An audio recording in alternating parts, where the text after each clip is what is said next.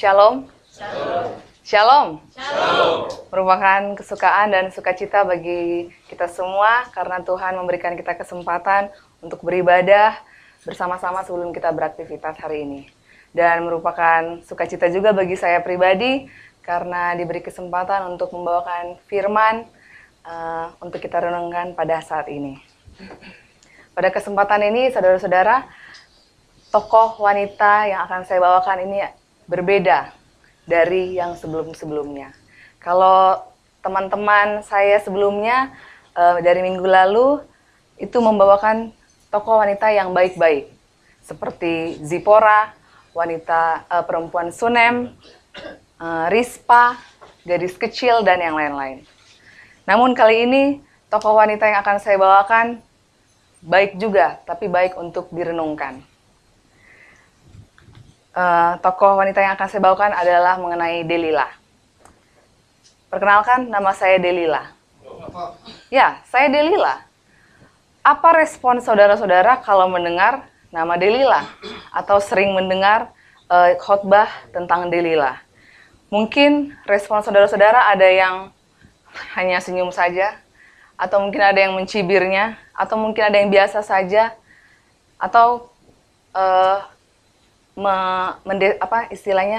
mendiskriminasi. Saudara-saudari, sejak saya kecil, waktu remaja, sering sekali banyak orang yang ogah untuk memerankan peran seorang Delila. Bahkan membahasnya pun orang tua kadang larang kepada anak-anaknya karena seperti tabu untuk dibahas lebih dalam. Namun, saudara-saudara, jika kita membawa Alkitab dalam buku Hakim-Hakim pasal 16 ayat 4-20, di mana pembahasan Delila ini, walaupun hanya 17 ayat dan 6 kali Delila disebut, tapi kita perlu ketahui bahwa bertahun-tahun, berjuta-juta, beribu-ribu tahun, bahkan berjuta-juta manusia suka untuk membahasnya juga, bahkan dibahas dalam setiap khotbah. Delila identik sama Simson. Perlu diketahui saudara-saudaraku bahwa Delila ini tidak disebutkan dalam Alkitab dia ini seorang pelacur atau kata kasarnya perempuan sundal. Tidak disebutkan di Alkitab. Namun dari Hakim-Hakim 16 ayat 4-20 ini Delila ini seorang wanita yang menjurus lebih ke sebagai wanita tangan kanan dari raja-raja orang Filistin.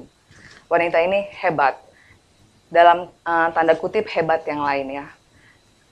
Saudara-saudariku, sebelum saya lebih lanjut, saya ingin saudara-saudariku yang duduk maupun yang mendengarkan khotbah ini berdoa dalam hati kepada saya agar saya boleh menyampaikan firman ini seturut dengan kehendak Tuhan.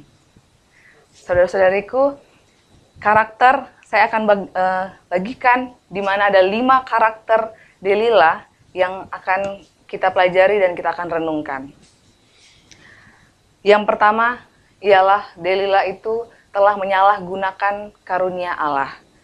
Apakah emangnya karunianya? Tuhan sudah berikan dia kecantikan. Otomatis dia cantik. Dia memiliki tubuh yang indah. Dia memiliki akal budi, kepintaran. Tapi ingat, itu semua dia pakai untuk uang, alias demi uang. Kita baca di ayat 5, saudara-saudara, di situ dikatakan bahwa datanglah raja-raja kota orang Filistin kepada perempuan itu. Cobalah bujuk dia, kata mereka kepada Delila. Saudara-saudari, raja-raja orang Filistin gak mungkin memilih wanita yang, maaf kata, mungkin jelek, atau perawakannya kurang enak dilihat, atau bodoh ya. Namun, Delila terpilih menjadi seorang wanita yang memang dipilih istilahnya kelas kakap. Saya bisa katakan dia kelas kakap. Dia dipilih raja-raja orang Filistin sebagai tangan kanan mereka untuk melemahkan atau melumpuhkan seorang Simson yang kita tahu dia strong alias kuat. Kalau kita dengar berita sekarang ini, yang lagi hot-hotnya itu adalah prostitusi, ya.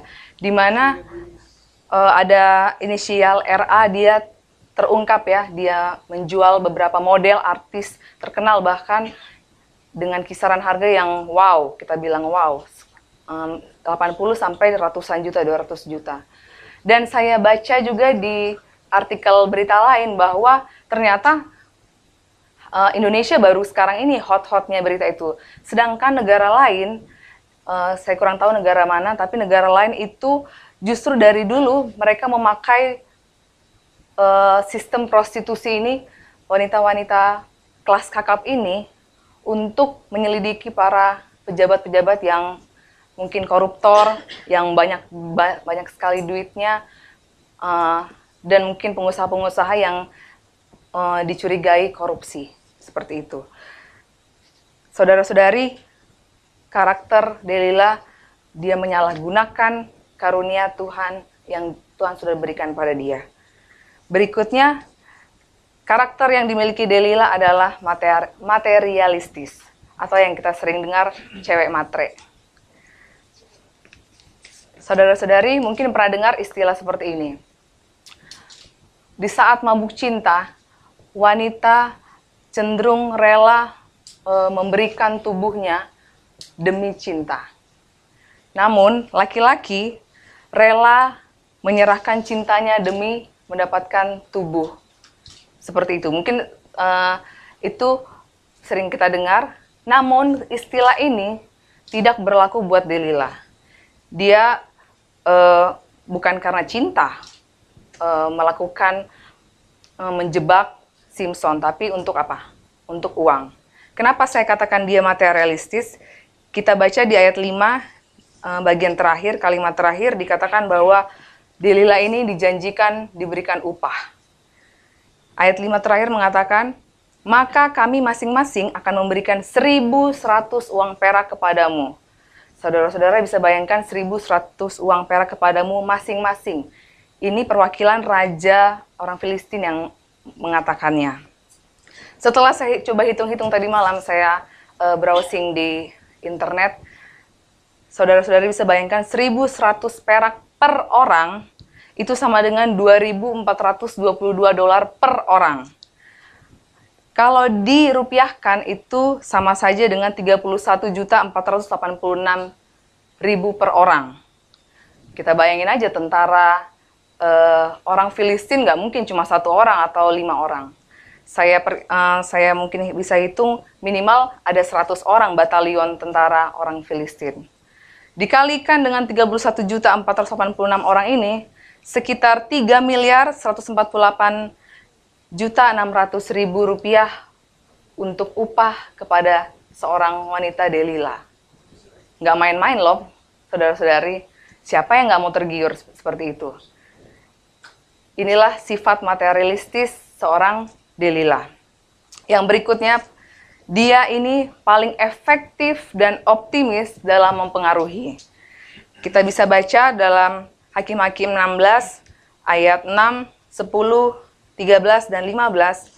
Saudara-saudara bisa bayangkan 4 kali dia sangat efektif dan optimis untuk mempengaruhi Simpson agar Simpson lumpuh, agar Simpson bisa menyatakan kelemahannya, kekuatannya di mana. Ini merupakan usaha yang keras bagi seorang Delila untuk mempengaruhi korbannya atau untuk mempengaruhi seorang Simpson yang kuat. Yang keempat, saudara-saudari, Delila memiliki karakter berhati-hati dalam kelancaran tujuannya. Dalam artian berhati-hati di sini ialah dia pintar tapi licik.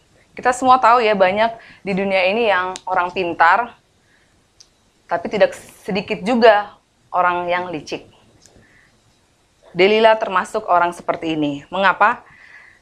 Karena kita lihat di ayat 15, dikatakan bahwa berkatalah perempuan itu kepadanya, bagaimana mungkin engkau berkata, aku cinta kepadamu, padahal hatimu tidak tertuju kepadaku.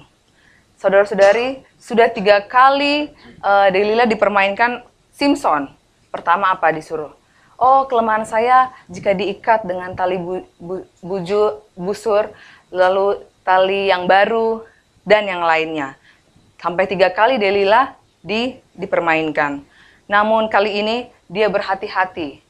Dia pikir-pikir, wah, aku harus merangkai kata supaya hati Simpson ini luluh. Apa ya kira-kira? Jadi dia sangat berhati-hati merangkai kata agar si Simpson ini menyatakannya. Yang seharusnya kalimat itu ke dia, karena Delila tidak cinta kepadanya, tapi itu dia layangkan kepada si Simpson. Mungkin kalau saya bisa jabarkan ke kalimat sehari-hari, Bang, kasih tahulah Bang kelemahan Abang. Abang tega sekali sih, nggak kasih tahu. Mungkin seperti itu ya. Katanya Abang cinta sama saya. Kok nggak kasih tahu, kok saya sudah sampai 3 kali dipermainkan, seperti itu. Inilah sikap kehati-hatian, pintarnya, liciknya seorang Delila untuk mencapai tujuan yang dia inginkan. Yang terakhir, saudara-saudariku, seorang Delila ini memiliki strategi yang baik. Kita sudah singgung tadi, seorang Delila pasti wanita yang pintar, bukan hanya cantik. Dan dia juga memiliki strategi yang baik. Mengapa? Pertama, kita bisa lihat di ayat 16. Seorang Delila merengek-rengek. Merengek-rengek, mendesak si Simpson ini. Kita bisa bayangkan, wah, berhari-hari dia merengek-rengek, mendesak agar si Simpson luluh hatinya untuk menyatakan kelemahan Simpson. Yang kedua, strategi yang baik yang dilakukan oleh Delila adalah Delila menyembunyikan beberapa pasukan yang siap menangkap Simpson. Di ayat 9 dan 12 ada kalimat mengatakan, di kamarnya ada orang yang bersiap-siap. Wah, saudara bisa bayangkan, sudah well prepare sekali dalam mempersiapkan jatuhnya seorang Simpson ini. Dia sudah sembunyikan pasukan yang siap menangkap Simpson. Saudara-saudariku, luar biasa. Sesuatu yang tidak bisa dilakukan oleh satu batalion tentara orang Filistin. Seorang Delila, wanita biasa, wanita kelas kakap yang tadi kita sudah sebutkan itu, dia bisa menaklukkan Simpson dengan karakter-karakternya tadi. Saudara-saudariku, apa kira-kira yang bisa kita renungkan dari renungan pada saat ini? Apa yang kita bisa ambil pelajarannya? Kita jadikan kisah Delila ini sebagai cermin maupun pengingat dalam kehidupan kita. Mungkin kita lihat tubuh kita nggak sama kayak Delila, tapi jangan-jangan kita memiliki karakter yang sama seperti Delila, atau jangan-jangan lebih buruk. Seperti raja-raja orang Filistin memakai Delila untuk melumpuhkan Simpson. Saudara-saudariku, jangan-jangan setan telah menggunakan kita sebagai agen setan untuk melumpuhkan, menjatuhkan orang lain. Kita harus renungkan itu. Yang berikutnya, kita harus renungkan seperti Delila disuap orang-orang Filistin dengan uang melimpah, sampai 3M tadi kita dengar.